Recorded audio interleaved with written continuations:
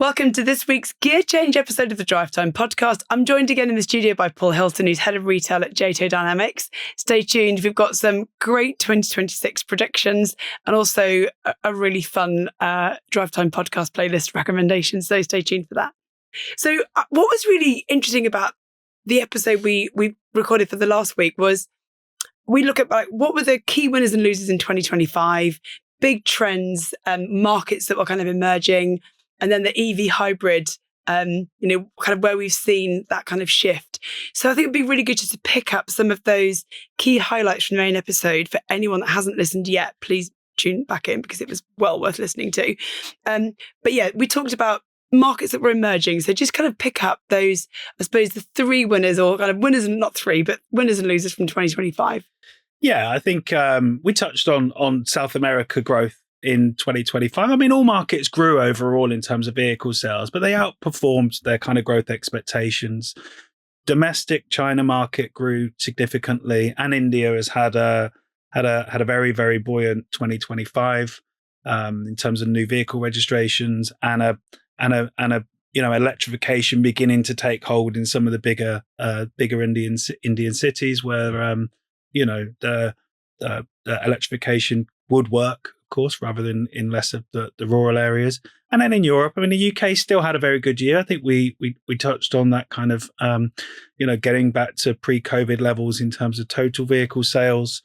But yeah, South America, Canada as well. But South America, Canada, India, and the domestic China markets were the winners overall in terms of vehicle sales for last year. Yeah. And in South America, then, has that been driven largely by EVs adopting, or sort of hybrid, or still traditional kind of ICE? Traditional ICE predominantly, but hybrid is. I mean, I genuinely think when we look at 2026, hybrid is going. I mean, overall, I don't think as a percentage it will outperform EV or it will outperform ICE, but in terms of growth rate, I think it will be a very strong growth market. But I think brands like BYD have done particularly well in South America, and they have a diverse powertrain range. They have EV, but they have ICE, and they're able to adapt to those markets and put the right product in there very, very quickly, which has helped them to grow so well globally this year or last year. Having the vehicle that's manufactured for multiple powertrains means you're so agile in how you can then deploy that product in each of those markets, which is brilliant. And I think that's where some of the European brands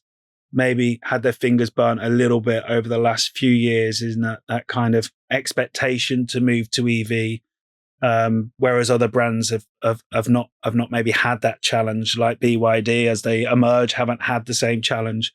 So I think those brands that are maybe a bit too overcommitted on EV product have struggled a little bit this year. Yeah. Whereas those that have that balanced mix have done better. Pretty well. Yeah. I think consumers as well, there's an appetite, isn't there? Some consumers are completely fully electrified. They're happy to go all in. Others are still on the fence, not quite sure. And there's always once a year I might have to drive a really long way. It happens to me as an EV driver every now and then. But I know, but then you might need just to stop. But I suppose if you plan it in, but I think now we're getting to a point where we hear a lot about from different marketplaces and researchers, that there's the tipping point and consumers are at the tipping point, they say. But I think we're kind of at that point now where we're just going to see a lot more gradual, I mean, it is everywhere though. I mean, I live in the Midlands, so around me there's plenty of Tesla charge points at the various different stations, but even like the local BP garage has a huge EV charging. Even the local hotels have big EV charging. So it's everywhere now, and we're quite fortunate on that in the UK. I think we've got that infrastructure there and ready. Some markets have been a bit slower, so their adoption rates of EV will naturally peg to that infrastructure. There's been some real investment as well. Instead, we've now got even if and I've got an at-home charger actually, but a lot of those, even like on-street charging is available now through the lamppost or through Kerbo Charge. There's lots of different curbside charging solutions that allow you to plug in wherever you are. So, and that makes it a lot more affordable for you as a consumer to kind of get the better tariffs and charge. It just reduces your total cost of ownership, which is fantastic. Yeah, exactly. Yeah. So the other sort of key trends that we touched on, but those are the kind of the emerging markets. Then the other thing that we talked about in the main episode, I thought was a really like just no-brainer for me is how you merchandise vehicles as a retailer. When you look at all of your stock mix, how you make sure you optimize the value of that stock mix. And we talked a lot about merchandising and just getting some of those things absolutely where they should be. So that was another big sort of key takeout for me. If you can just elaborate. Yeah, I mean, I don't want to say the back to basics, but I will say back to basics. Like as a new year, if we're looking at this, if I'm a car dealer and I'm looking at my portfolio, it isn't very difficult to look at, okay, how long have I had each of those vehicles? What was the original price that I listed that vehicle for? Where is that at now? How many inquiries have I had on that vehicle? And then to go and look at the page as though I was a shopper. I said, would I buy this vehicle based on what I'm looking at? Are the photos good enough? Are there videos? And then, of course, we touched on the descriptions and how poor a lot of those are, or how businesses, dealers especially, are over-relying on just a catalogue of equipment when actually there's real value in options that are fitted to that vehicle.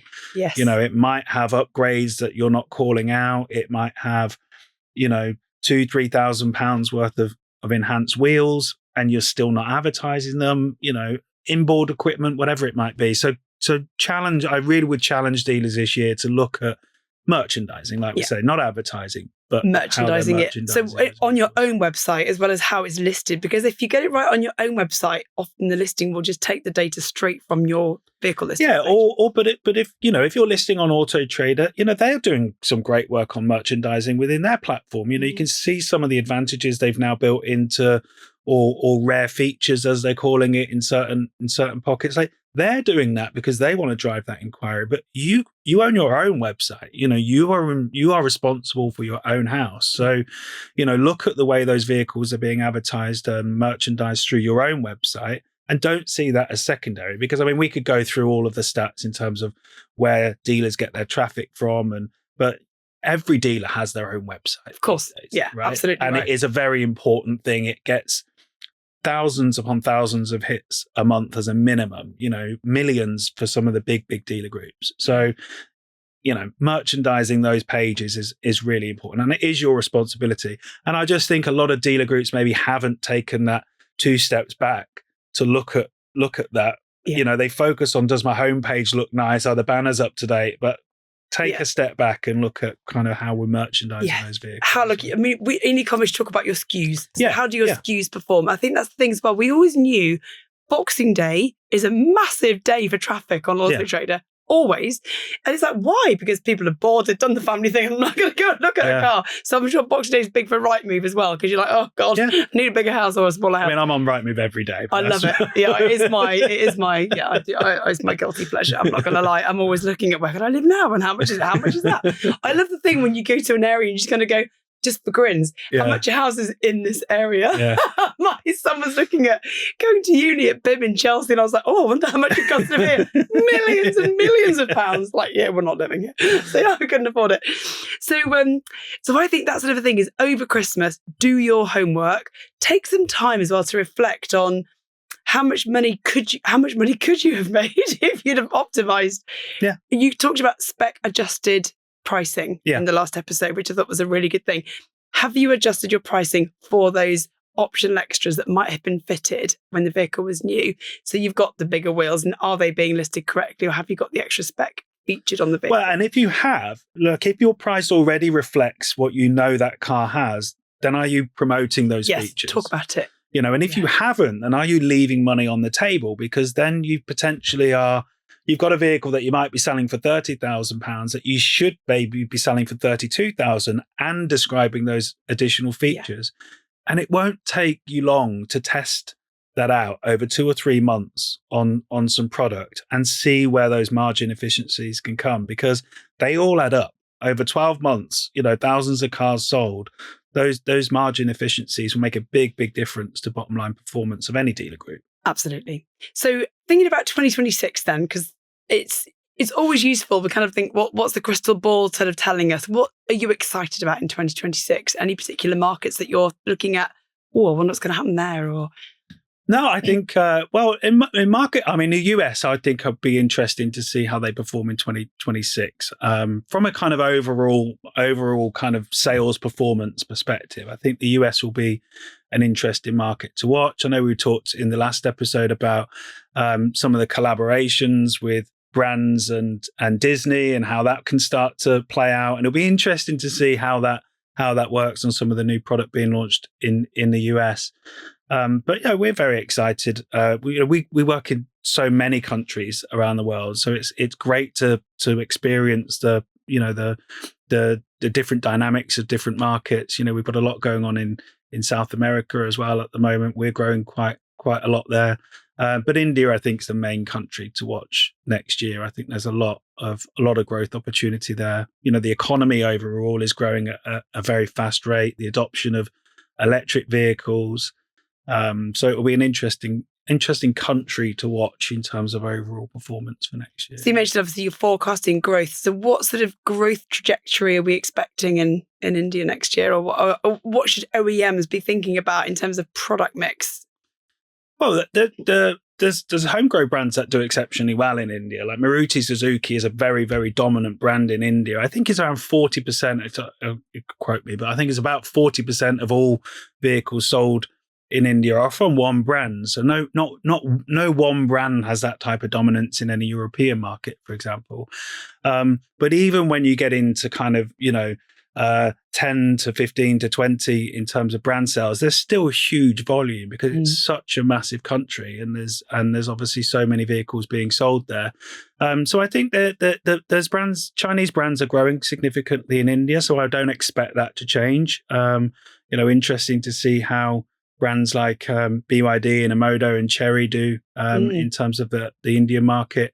But they've got Tata and Maruti Suzuki as the kind of homegrown brands that will also do very, very well. So, yeah. I mean, there's actually, we see, we have a huge kind of, development centre down there. So actually from a tech perspective, there's some really great innovation going on in that country in different areas. So it's kind of sort of rapidly becoming sort of quite urbanised, quite cool. There's a sort of huge tech centres down there. So and quadricycles as well, these micro cars. I don't know if you've ever seen them. No. These kind of tiny little like micro vehicles.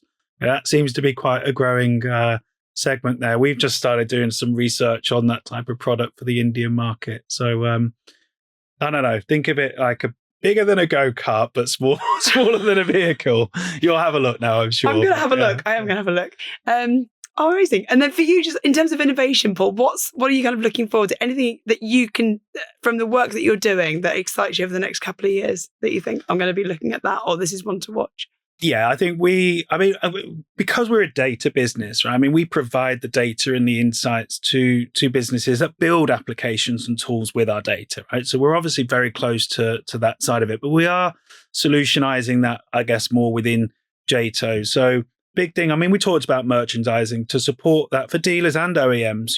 We're heavily focused on vehicle comparisons for next year. It's going to be a big thing that this industry, automotive, does not do well. I mean, we talked about this, didn't we, in the last episode? But when you compare it to travel comparisons or electrical goods or other areas, cars generally haven't done particularly well. And so we're heavily focused on putting and using AI to build some of those smart comparisons and asking the shopper what they want to see in terms of that comparison, so we can create a much better user journey. So we're heavily focused on that for next year. And we've got a lot going on both here in Europe and the US around those comparisons for 2026. So that'll be interesting. And then that spec adjusted, building more and more of that capability out so that we can look at fitted options, creating more of those solutions for the European market. And I think last thing, I think for next year, we'll see more of big tech coming into automotive. I think the launch of Amazon cars was something that's been talked about a lot. That's building momentum now in North America. Yeah. And, I think Amazon have got big appetite to move into automotive industry in terms of vehicle sales. So I expect to see movement on that in Europe 2026. Yeah, that's going to be a big, when I first went to work at Auto Trader years ago, I spoke to an OEM and they were like, oh, could you do that thing where you know, when you buy something on Amazon, it says, oh, people that looked at this also looked at that. And I think that's when you combine AI with some of that learned experience of how you merchandise really efficiently, you should be able to put in, and I don't know about you, but you've got younger children. I don't know how old your kids are, but they're 10 and 6. Not in car seats. But and remember that time when you had to go, I used to physically go and take my life, because I've got 3 boys who are now all bigger than me. I showed you the photo outside. I'm literally the smallest in my family. But I would go and take the car seats, and if I couldn't fit stuff in, I would literally leave without even test driving it. You should be able to say, hey, AI, whatever it is I'm using, I'm this person, this is my life. Tell me which vehicles will allow me to put in. And it should be able to say, these 3 have got ISOFIX in the back. You can put a double buggy in, there's the capacity. So it can then give you a short list of what you should be looking at. Well, and it would do that now. How accurate that short list is the thing that's going to change. But whoever provides the accurate place for it to find that data will be the one that gets referenced when it comes to those types of searches, right?